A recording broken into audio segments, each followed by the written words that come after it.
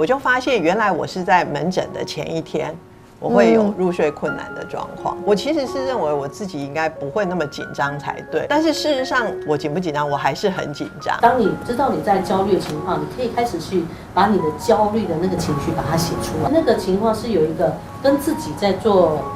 对话，或者是对自己更多的一个觉察的一个部分。当你说出来的时候，透过别人当下给你的正向回馈，那负面能量开始流动的时候，就不会无限的放大。那接下来呢，我们就请到我们好朋友，请到我们詹医师哈，就是来跟我们分享他跟这个广泛性焦虑症的故事哦。那接下来我觉得我们也可以在心灵方面，或者是说信念方面，可能我们也可以再多做一些探讨哦。那就是詹医师，我看你的资料，就是你的病史也很精彩哦，就是广泛性焦虑症，还有甲状腺功能亢进哦，还有就是这个常常的胀气啊哦。还有这个胃气上逆，这个胃食道逆流，还有过敏性鼻炎。对，我想请教一下詹医师，就是说你是当初怎么发现自己有广泛性焦虑症？好，对，今天来当个案，其实我真的蛮紧张的。好，这个广泛性焦虑症哈，就像刚刚就是主持人介绍说，我其实病史蛮精彩的哈。就我从过去其实是有就是发作过4次的甲状腺功能亢进，是啊，然后那这一次呢，哈，就是又累积成就是广泛性焦虑症，应该说累积啦哈，因为刚刚许医师说，就是这一些焦虑症的病史要超过6个月嘛才能确诊哈，可是原则上就是我已经焦虑了一辈子了哈，所以就确诊无误啦。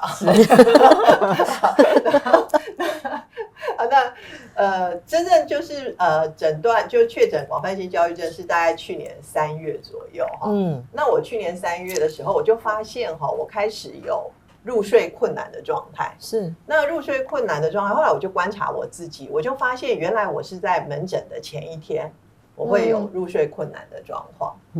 就还好哈，就是我1个礼拜只有1天门诊，对，不然就会每天都睡不好，每天都无法睡着这样子。是，那时候其实我有点困惑啦，因为什么？因为我觉得就是因为我已经到30身心灵诊所，大概看诊2年多，那我也觉得去年应该3年多了哈，3年多，那我也觉得说，其实我在门诊的，就是面对个案的，就是甚至于出诊的个案，我其实是比较稳得住了哈。然后而且我也觉得我的1对1陪谈的个案，原则上就是其实都蛮熟的，是就是他们今天来会说出什么话，我大概都可以预测，是，所以我其实是认为我自己应该不会那么紧张才对。你看我们的头脑是不是这样？我认为我应该不会紧张，但是事实上我紧不紧张，我还是很紧张。对。那所以我那时候后来我就跟许医师谈到这个状况哈，而且我其实从去年的1月开始，我就开始会有一个不自主会发抖的状况。是，对。所以许医师就说好了，那就焦虑症了嘛。好，所以去年3月他就说叫我不用撑得那么辛苦了，因为就是那时候一直都希望能够靠就是自己觉察的，就是自己来做一些自我觉察的探讨跟整合，来处理自己的情绪的问题。可是许医师就说，他说就是也觉察蛮久，所以就先吃药好了，好让自己舒服一点。我觉得那个就是不用撑得那么辛苦，这其实是一个很好的处方啊，我觉得。对，这是核心。请继续。对，所以那时候就原来意识到说，原来我已经进入焦虑症的状况了，这样子。那好，那所以开始吃药以后，就是也让自己就是说不要一直面对自己入睡困难的这个问题哈。那其实我后来这样回头去看，就是我自己甲状腺功能亢进，就这辈子就是大概发作了4次。4次。对，4次。好，那最后一次就是在进入诊所看诊3个月之后，然后那时候是第4次发作哈。然后但对我来说，那时候都比较认为这个是一个身体的症状，身体的症状。甚至在前3次的时候，前3次发作都认为那个是身体的症状，是，尤其是我们家族其实是有遗传病史的，我奶奶也是甲状腺功能亢进，是，所以就会觉得好像这是体质的问题，后来到第4次发作的时候，那时候比较意识到，就是这是跟我自己的焦虑有关系，但是像刚刚就是大家也会就是说，譬如说林秀心理师也会建议就是或许医师也会建议，就是焦虑要把它说出来，说出来以后焦虑值就会降低。对，可是麻烦的是就是你不知道自己在焦虑的人根本没有发觉，就是你没有对自己的焦虑没有觉察的人，这一点很麻烦。是，对。好，那我觉得其实对我来说，就是包括就是最后一次的甲状腺功能亢进的发作，然后后来就是这一次又确诊焦虑嘛，焦虑症。那其实在这个之前，我其实对我自己的焦虑的状态跟焦虑的感受，我其实是没有太多的感觉。所以就是过去可能有，但是在感受上，因为比较不能觉察，或者是觉得可能理性上觉得说自己不应该有，按理来说，然后我不应该会这样，对，所以一直要累积到就是身体上好像出现了这些没有办法控制的症状，才比较发现有这样的问题。对，所以就是原来其实过去其实应该说从就是那个甲状腺功能亢进发作以后，我就开始知道其实我是原来是有焦虑的状态。那后来呢，就在就是3年前又进到就是基金会嘛，担任董事长特助的工作。其实那是第一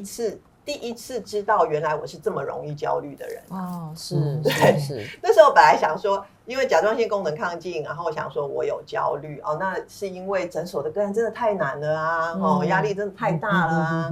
啊，然后但是我还是不认为自己是一个容易焦虑的人。对，那我过去其实还蛮自豪的，都觉得自己的情绪都可以控制在一个很稳定的范围里面就觉得自己没有太多的就是喜怒哀乐就是高低起伏的状况这样子。那其实事实上如果学赛斯心法以后，就觉得其实那个是一个就是对自己感觉非常钝的状态。对，就是其实你根本就是长期的忽略自己的感受。是，对。刚刚许医师说的什么牙周病啊，什么大肠肌躁症啊，对，然后还有过敏性鼻炎啊，对，我通通都有啊。哇，都中。但是以前都觉得那个是身体疾病然后那个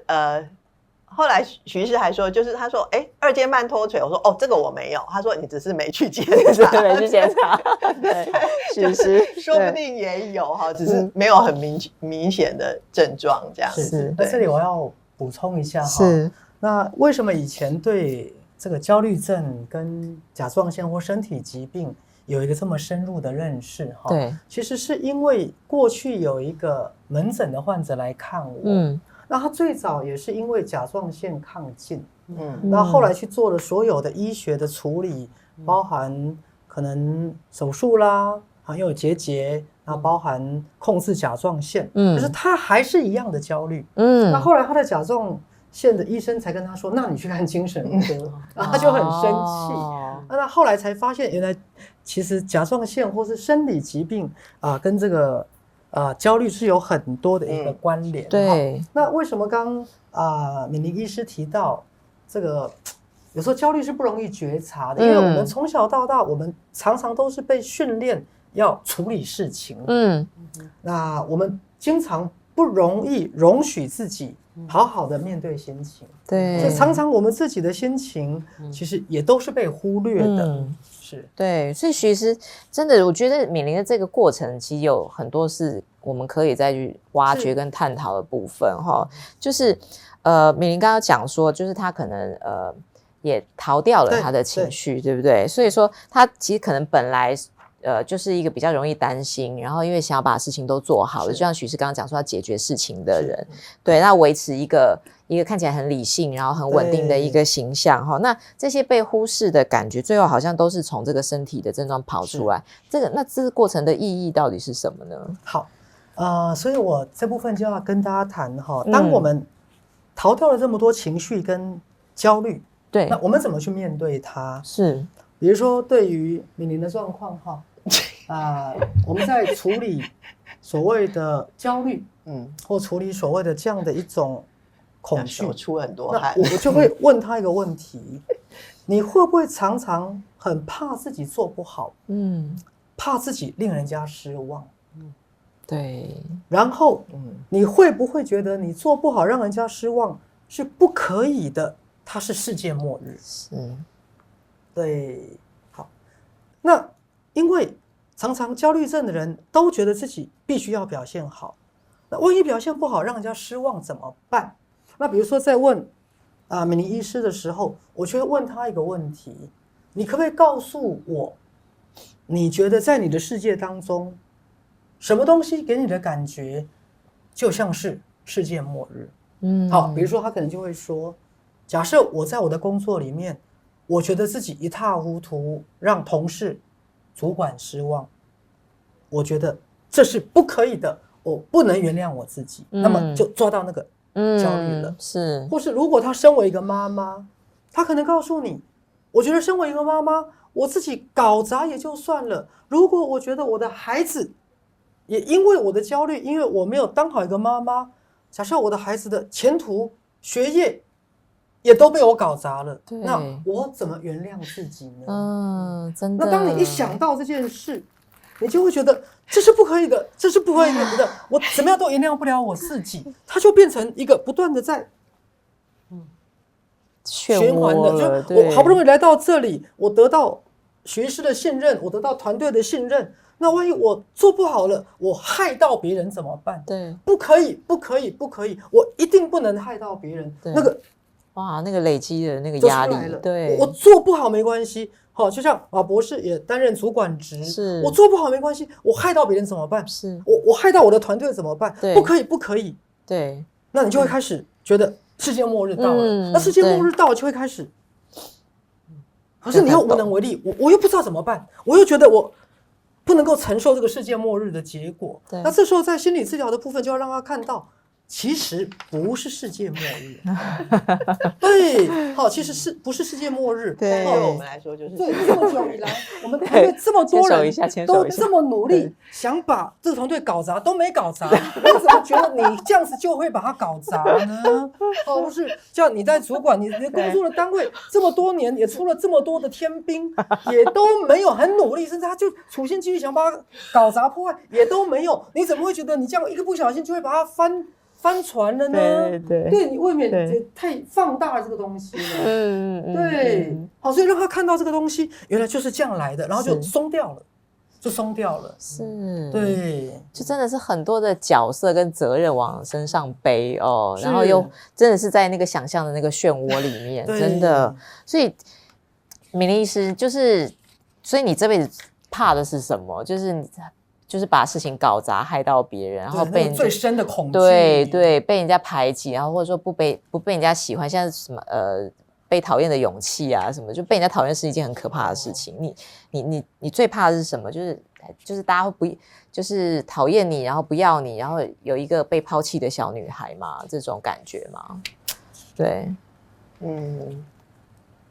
我觉得其实刚刚许医师讲的都对啦，我觉得像我现在好难讲，很难讲，没关系，我们可以随时喊卡让你哭这样。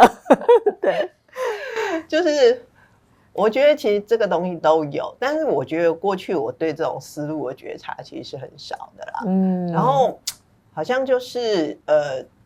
我觉得其实发作焦虑或是这次甲状腺功能亢进以后，其实我才去发现我自己的就是思考的惯性。对，思考的惯性就是其实这也是我觉得其实好像这个走一个重新认识自己的过程啊。对，就是原来从小到大有这么多的害怕，对甚至可以追溯到童年跟原生家庭，原来最怕让爸爸妈妈对我失望，对，那这个是不可以的，对，不可原谅的事情。我常常遇到某些焦虑症的个案，说我可以死掉，我不可以让父母对我失望，我可以死掉，但是我不能失败，就是给自己那么大的压力，对，所以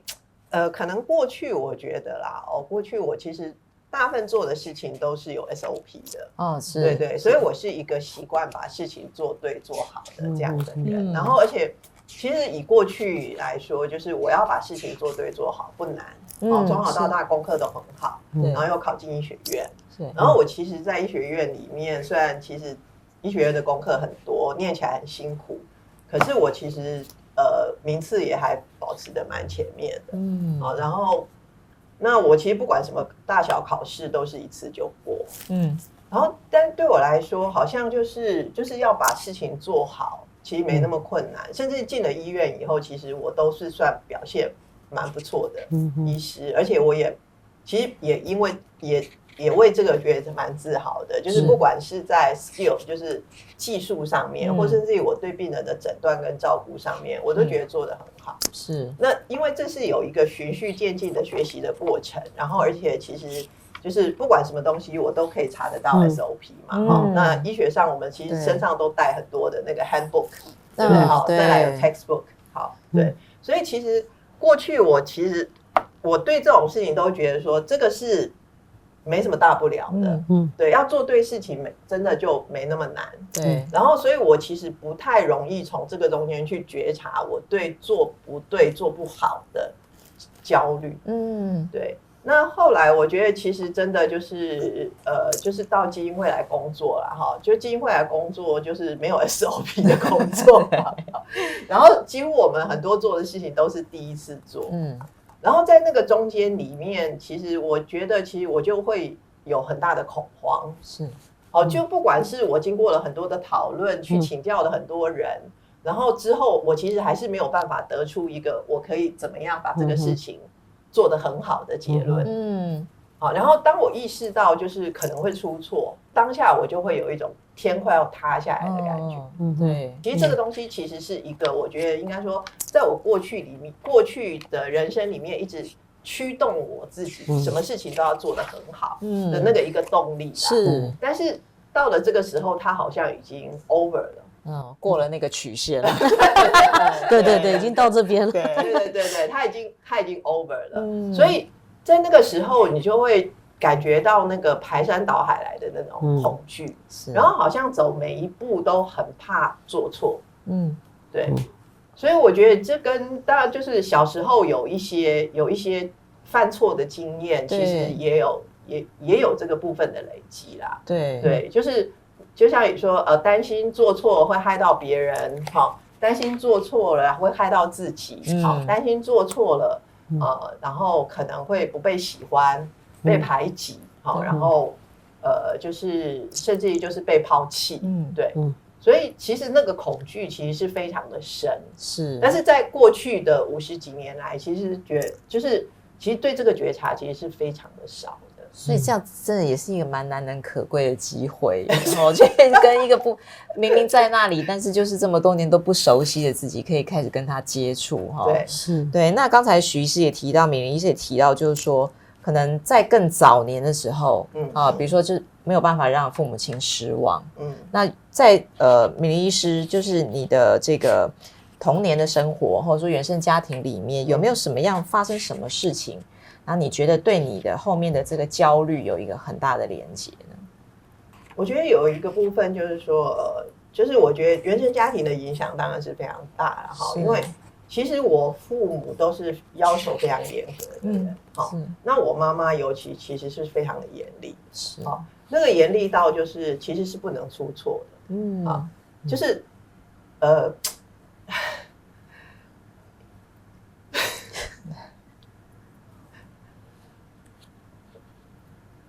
譬如说小孩子打破碗这种事，其实应该我觉得蛮常见，就打破了嘛，对不对？对，但是我们家打破碗是会被打的，这些小时候的要求，那种怕犯错啊，因为他刚刚讲到打破碗，其实小时候在我们家也是这样啊，会被骂什么亏手，就是对，就你是残废，对，手有问题，你手是残障是吗？所以有时候父母亲可能为了孩子好，但他其实不知道对孩子造成那么大的压力，或养成孩子长大之后，好像犯的错就是世界末日，是天大地大的事。对，那从此孩子就有一个内在的一个内建的一种戒慎恐惧的，对，其实真的也是蛮辛苦的，就是影响很久。不应该怎样，我不应该要怎样，很多的那个就会变成规条下来。我一定要按照 SOP， 我一定要把事情做得很好，然后这样才安全，才是对的，就有对跟错这样子，就很强烈的区别。对，是，好，对我就我其实最记得一个比较可怕的经验啊，就是因为我小时候我是老大嘛，我老大，我妈妈养我就是比较是有一个 schedule， 就是按部就班，照书养，对，就是我几岁该要会什么，几岁该要会什么，但是这个会什么是属于家里做家事的那个会，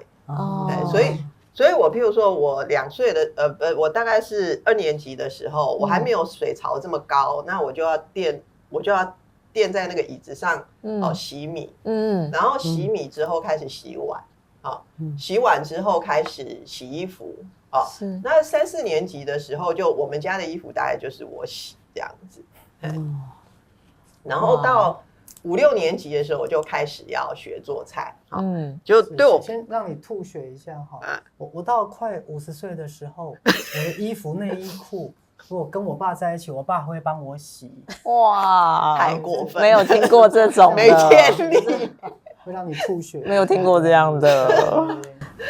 对，好。然后那时候我忘记到底是4年级还是5年级的时候，我就是开始第一次学做菜。那我们乡下瓦斯炉不是那种啪就可以点的，还必须拿火柴去点。那因为我第一次点，其实也没有人教我那就我就开了瓦斯要拿火柴去点，结果瓦斯开的太大了，结果那个瓦斯就炸开了。哇！那炸开以后，其实我2只手都灼伤了。灼伤以后呢，我妈就非常的生气，她就觉得说，她说就是大人在做，你没有在看，所以对，就是这个是很严重的错误。然后而且我手很痛，对不对？她也没带我去看医生，我们家没有任何什么烫伤的药，她就把我丢在那边，然后就跟我说，就是大人在做，你都没在看，然后连这个都不会，你这个。你活该。我记得有一次我来看徐医师的门诊的时候，徐医师就问我说：“如果问你童年，你第一个跳出来的画面会是什么？”然后其实我觉得我在那个不预期的情况，他就跳出了那一件事情的画面。然后我就觉得，干嘛要想起这件事？对，因为想起这件事，并不让我觉得好过。对。好，那如果从治疗的角度来讲，虽然敏玲医师后来发作的是甲状腺亢进跟焦虑，但是这个东西它其实也是一种自我疗愈的过程，反而带领他回到小时候的这些记忆，反而带领他去面对小时候这些创伤。所以我觉得任何每一件事情，它有它的负面，但是它也会导向一个正向的一个发展。对，我觉得徐医师讲这样是没错啦。就是因为我觉得，其实过去我原来有这么多的恐惧，原来有这么多的不安全感，其实我并没有真正的意识到。然后一直到开始就是最后一次的甲状腺功能亢进的发作，然后到后来就是累积成就是广泛性焦虑症。我觉得这个部分其实我觉得我一直不断的去就是去觉察，然后也跟自己。然后去理解自己。对，那我觉得这个部分其实就是有一点，我觉得其实我在进入基金会工作的这一个时间里面，好像是一个就是好像重新找回那个安全感的一个过程。对。那我过去都会觉得自己一个人就是好像自己一个人必须要承担所有的责任，然后所有的事情，然后因为我以前就是老大嘛，老大就是我爸妈都觉得你就是什么事情都要做好啊，你要当那个就是底下的那个榜样嘛，对。那所以就是不管我跟弟弟妹妹有什么争执，都是我得让他们。所以其实我以前一直都觉得，其实我不是我爸妈生的。我觉得我不是那一家人。对。然后所以我其实常常在很多团体里面，我都会觉得我其实是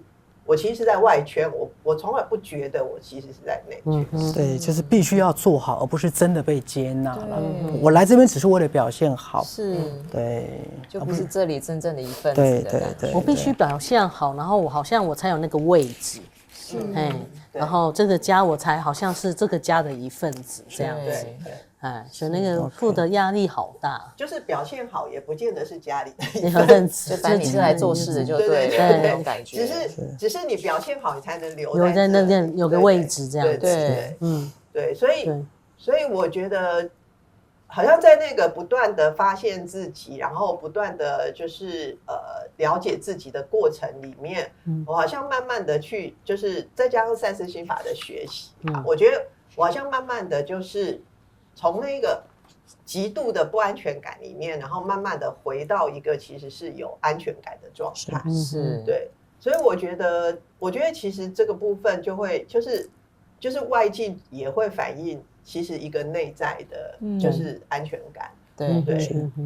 徐师，那这是不是我们应该看待疾病的一个角度哦？是，对，徐师这部分可不可以跟我们说一下？就是说，好像我们看有焦虑症，我们好像很多人就是很想要赶快解决焦虑的问题。我甲亢，我就要解决甲亢的问题。可是他或许其实他是在带我们看我们以前曾经受过某些伤。对，是，所以我们就要来请教这个倪秀心理师。是，你看到美玲这样的一个成长过程，那你从一个心理师的角度常常很多家长都会觉得好像是为孩子好，那不晓得你从刚这样的例子，你对这个家庭教育也好啦，或者常常为了孩子好，可是却造成孩子心理的创伤，甚至跟后来长大之后的这些焦虑这些疾病是有关联的，不晓得倪心理师怎么来为我们剖析一下？其实我觉得我们从小的就从敏玲的 case 我们可以看到，他从小的过程里面好多的那个我一定要怎样，我身为老大我应该要怎样，然后我一定要功课好啊，或者是我一定要做到什么东西，是好多的那个应该对跟必须是来自父母的期待，然后或者是某种的信念在那里头，对，然后于是乎有可能敏玲就把它全部都承接下来，就变成自己的了。然后随着他的成长过程以后，他就变成说我一定要怎么做，我一定要怎么做，我一定要做到好。对，那变成习惯了。那他其实再加上，其实更早之前徐师有提到，就是说，其实我们华人的教育啊，对于情绪这一块是不太去碰触的。对，所以根本就不会去讲情绪这件事情，根本就不会去，根本就是忽略了这个东西。其实你有以为的，可是好像那个是不能讲的，所以你就会被压抑下来。是，对。那所以这些东西这样累积下来的时候，其实有可能在那个所有的这个你所渴望的没有达到，然后又一大堆的别人对你的期待，那期待以后又变成你自己对自己的期待，我一定要做到这样，我才是爸妈的好小孩，我才在这个地方我有个位置，这件事情很重要。对，所以他就必须要很努力，他所有的情绪，所有的东西他都可以去忽略。身体是心灵的面镜子，在这样子的心灵不健康的情况下，当然就会引发到我们身体的这些状况出来。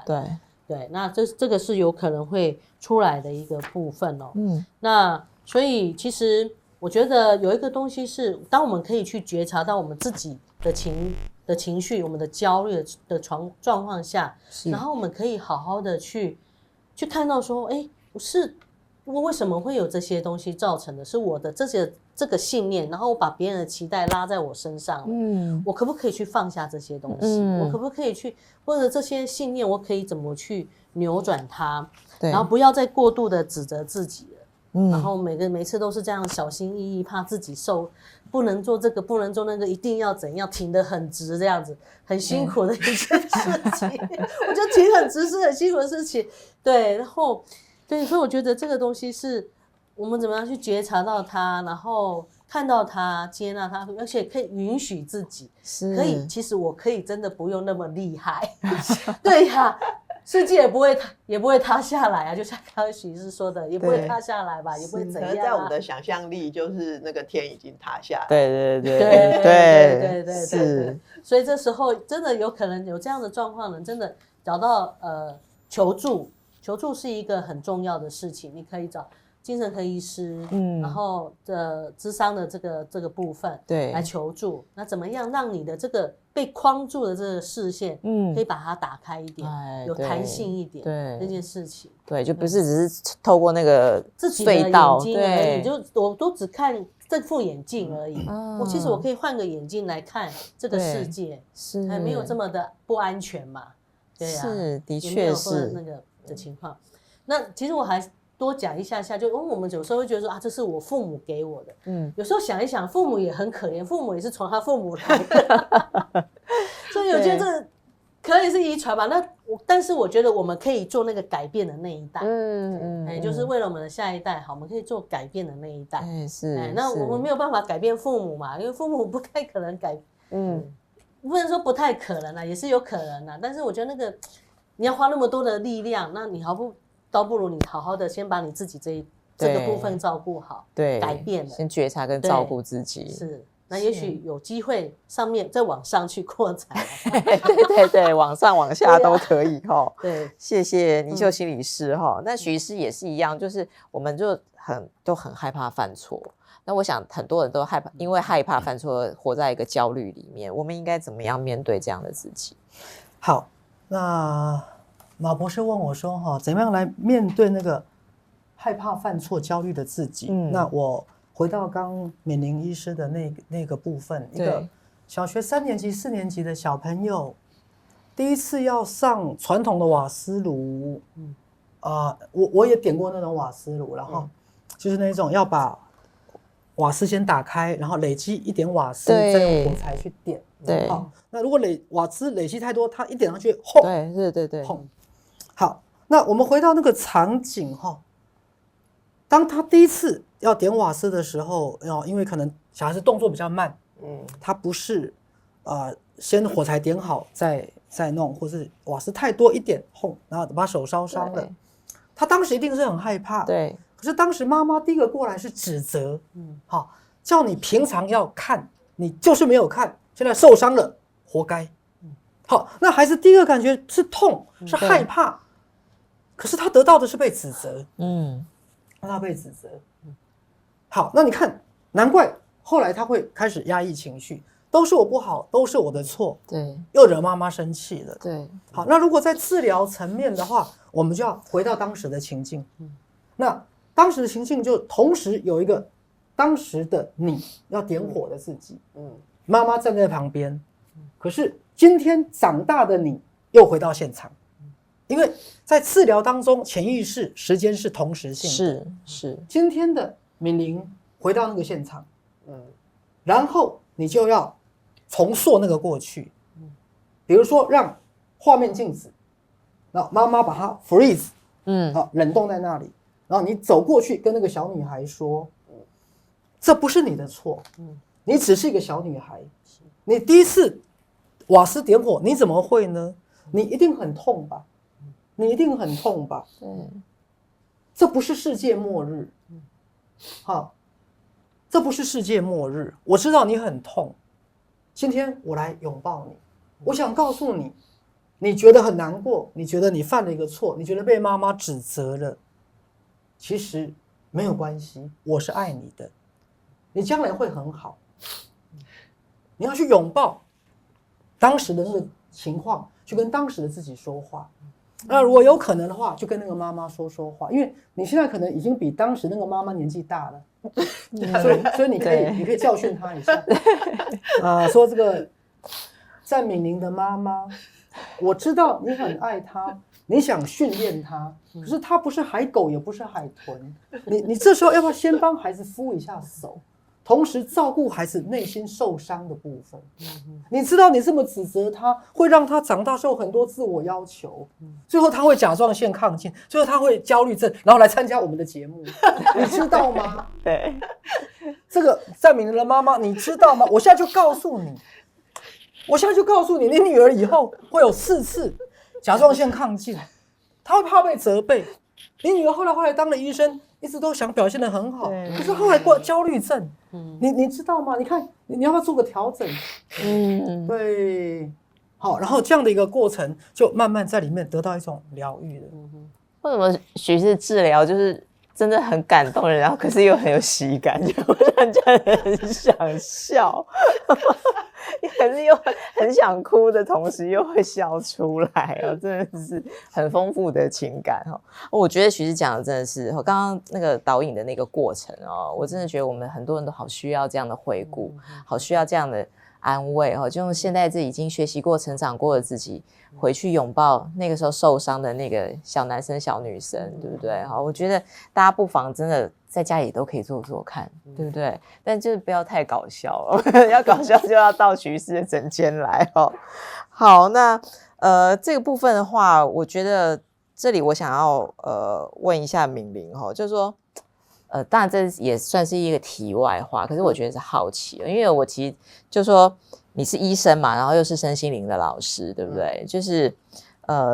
有人会问说，那你是医生又是身心灵老师，你怎么还得这么多病？我觉得这是一个形象问题哦。但这时候我先告诉大家一个标准答案，你就跟他说：“你知道那个许天胜医师吗？我告诉你，许天胜医师毛病更多。我告诉你，听过一句话没有？叫‘三折肱而为良医’。我们这种为了众生有焦虑症又甲亢，我们才能知道怎么走过来，才能真的帮助你们。所以我们说的都不是大话，我们自己同时在修行，同时在面对。”同时在帮助自己，才能帮助你们。对，真的是。你看他那个许天胜医师，人家还不是糟得一塌糊涂。对，就是今天焦虑的症状，其实也都有这样子，是不是？对，对，我觉得这是一个形象问题，就是说我们这个社会就是有很多的框架跟那个角色。好，像就是说这样的问题会不会困扰你，或者说如果有人这样问你会怎么回？像许师这样三折肱而成良医，是为了你们呢？我觉得许师那个答案比我答案好了，因为通常其实我包括以前在当一般的医师的时候，有时候譬如说进来嘛哈，病人就发现我在咳嗽，他说啊，医生买感冒，而且医生有豁免权吗？并没有，对对。所以其实医生也是人嘛，对，就是大家会有的问题，我们也会有，是并不因为这个角色，对不对？哈，对。当然，我觉得刚刚许医师讲的是我们那个更有使命感的那个部分，哈，就是你其实是为了帮助大家。好，我们就像我其实是为了帮助现在就是那个陷于苦难中的父母，所以我才有2个特别的小孩。也是啊，也是啊，对，这也是蛮狡猾的一个答案。对对，因为我觉得说就是正是这样的一种要维持某一种形象，其实会让我们陷入一个焦虑啦，对不对？好，所以我觉得说如果能够说我们打破这样的形象的话，其实会自在很多，对不对？好，那这里我再回头请问我们倪秀心理师哦，就是说我想要从这个亲人或旁人的角度对，就是我们如果身边有我们心爱的人，我们的亲朋好友，他在受到这些广泛性焦虑症的这些症状的折磨，那有时候我们可能会觉得我们自己都要焦虑起来，我们好像帮不了他，这种无力感。那身为这样的家人跟朋友，可以怎么样去协助？我觉得身为焦虑症的亲人或者是朋友来讲的话，我觉得第一个可以对于当你身旁有这样子的一个焦虑症的患者来讲的话，同理心。那其实你会想到什么叫同理心也没关系，你就是只要听，静静的听，你不用一定要给出什么意见因为有时候你的意见他听起来又是我又没有做好了他又往下绕一圈了，对，所以其实你只要真的想要做的话，就是一个好好的陪伴，是，然后听他的一个状况，然后可以让他知道你在他旁边陪伴着他，这样子是，不要给他任何的一些压力的一个部分，对，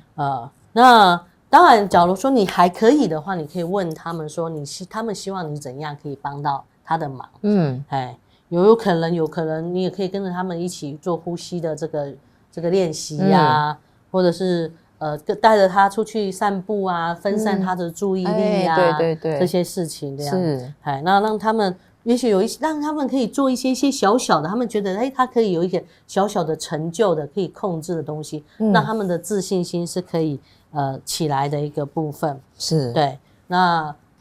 还有一个就是可以支持他们去寻找他们要的一个协助，我觉得这个对他们来讲是很重要，因为有时候要踏出那一步去寻求协助，对，其实是需要很大勇气的。对，因为我不知道别人怎么看我啊，对，那我去了到底会不会怎么样？那我觉得这个东西是可以给他们一些协助的一个部分。是，对，那最重要，你要身为你要照顾他，自己要先照顾好自己，你不要因为你觉得你不好，我好像要照顾你，我花好多我的能量啊或什么东西下去，结果你自己没有稳的话，你也跟着在那个漩涡里面转，对自己也焦虑起来了。对，所以照顾好自己真的是一个照顾好自己，其实是很重要的，是最关键的哈。对，谢谢倪秀心理师哦。那最后还是再请问一下我们敏玲哦，就是说你自己是这个广泛性焦虑症的这个患者嘛，那你有没有什么话想要对跟你一样有这样子的受到这样的困扰的人，有没有一些建议给他们？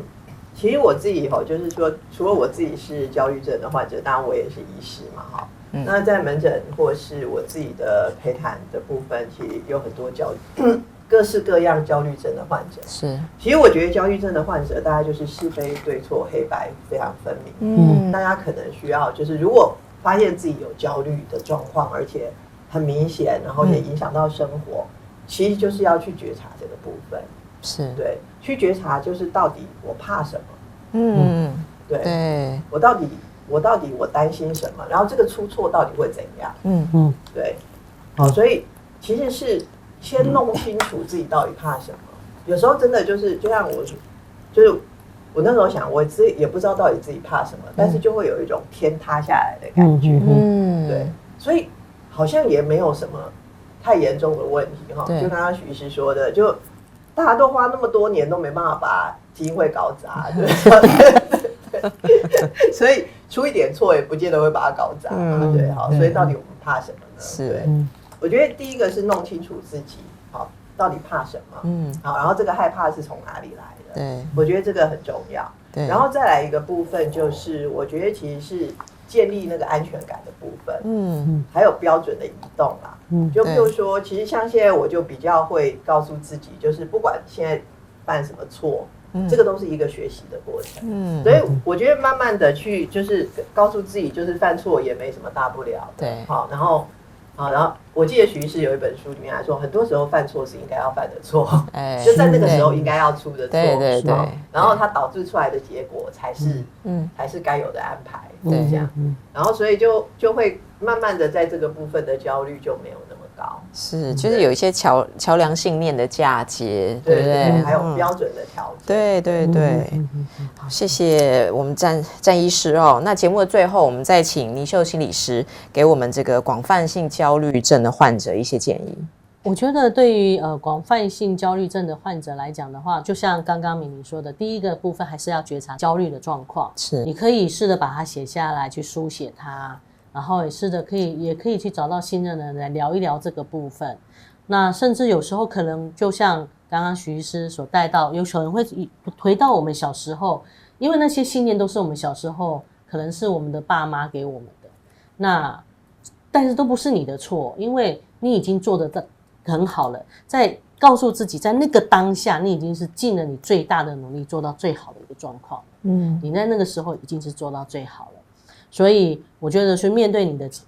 的焦虑，然后呢，也去允许你自己可以有这样子的焦虑，然后也允许你其实你可以不用那么好啊，世界不会塌下来啊。这个世界还是在运行的。当你有这个允许的时候，其实你会发现你会有另外一个力量出来，因为你会找到说你要怎么往下走的一个情况，你的往下走的计划会是什么。那通常这个东西就是焦虑给我们的好处啦，我们要往下走的一个力量嘛。所以我们可以去允许我们自己，然后接纳我们自己，然后面对它，然后处理它。最后假如说真的还有一些状况的话，其实真的需要就是寻求这个专业的这个医疗的协助这个部分。是，谢谢倪秀心理师。那我们再请徐医师关于我们要怎么面对这个广泛性焦虑症，徐医师给我们一点建议。是，其实我要给大家的建议其实很简单哈。刚刚倪秀心理师也有提到，你以为天会塌下来，但是几千万年、几亿年，天也没有塌下来。好，你以为这件事情发生了，你一定承受不了。可是从古到今，比这件事情更悲惨10倍、100倍的也都发生了，人们也都走过来了。所以有时候我在问一些广泛性焦虑症的人的一个问题，就是说，那我们来想想看，最坏能够怎么样？那最坏之后又能怎么样？比如说我们现在全世界，大家觉得新冠肺炎这么的严重，对，那它就是这样。真的再坏，这个世界还是有光明跟希望。所以我要回到赛斯心法的信念，相信所有的一切未来都会很好，而相信所有的发生的背后都有宇宙的爱、祝福跟善意。那当我们确定了这些核心信念跟根本信念，我们就会慢慢的走过这些焦虑的难关。是，谢谢徐医师。那我觉得今天我也学习很多因为我自己其实也是一个蛮容易紧张也蛮胆小的一个人那我觉得这个印象很深刻的是说我们常常感觉不到自己在焦虑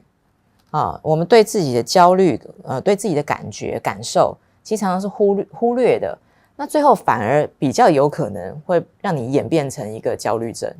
所以我觉得说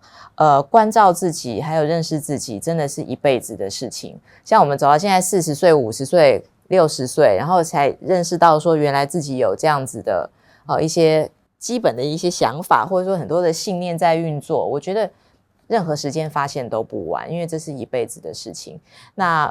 虽然我们可能有的时候有焦虑真的演变成一些症状，或者说有很多身体上的不舒服跑出来，但是我觉得呢，就是在今天的节目当中我所听到的是这些都是要带我们回去来关照我们自己的一个很好的一个契机，所以我们不要被这些表面的症状给困住了那反而是我们要进去我们自己的内心，然后用一个自己现在一定经过的这些成长跟学习来回顾自己的人生来去这个面对跟疗愈，来协助在这个不同时间不同的时空里面的自己因为时间是同时性的。那今天收获非常的多，那也很感谢我们的来宾，谢谢徐医师谢谢我们倪秀心理师，也谢谢我们的好朋友詹医师来上节目。那更谢谢就是电视机前面或电脑前面、手机前面在观赏我们节目的好朋友们。那希望大家也喜欢我们的节目，能够把我们的节目推广给更多人知道。那今天的节目就到这里，谢谢大家的收看，我们下次再见，谢谢。谢谢。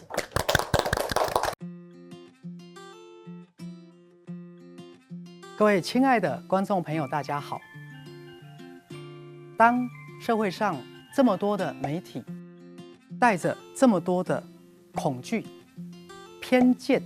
与限制的资讯的时候，你是否问过自己，什么才能让你跟全家人及孩子们能够得到正向的能量，能够对未来充满了期待跟喜悦，而活出生命的独特平安跟自在呢？为了这个目的，我们成立了赛斯网络公益电视台，就是希望为全世界的人类提供一个向内觉察、传递正能量，协助每一个人都能把我们内在的正能量、我们的内我的爱、智慧、慈悲、创造力、喜悦跟潜能打开，让我们的社会更和谐，来活出身心灵平衡健康的人生。而这10几年来，赛斯网络公益电视台一共自播了身心灵的公益讲座、读书会近2000场。而我们所有的时事健康节目也近100集。如果您喜欢我们的节目，支持我们的理念，希望您一起来支持我们的赛斯网络公益电视台，而您的小小的捐款